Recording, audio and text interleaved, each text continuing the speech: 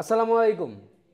East ওয়েস্টের প্রিপারেশনের যেহেতু 7 দিন আছে, তো তোমরা অনেকেই বলছো যে ভাই আমাদের ডিসকাউন্টটা আরেকটু বাড়ানো দরকার।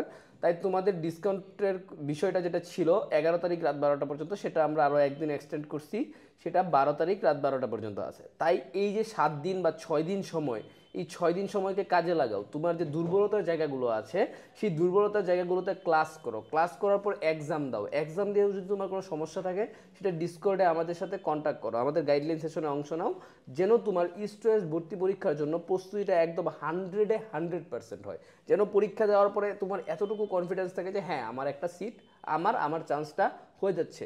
আর এই যে তোমাদের এই যে চান্স পাওয়ার জন্য কন্ডিশন, বা এই যে এতগুলো কন্ডিশন, এতগুলো একটা ফেস, এত বড় একটা কম্পিটিশন ফেস করবা, সেটা থেকে যদি তুমি প্রস্তুত না হও, তুমি আলটিমেটলি কিন্তু বড়সড় একটা ধাক্কা খাচ্ছ।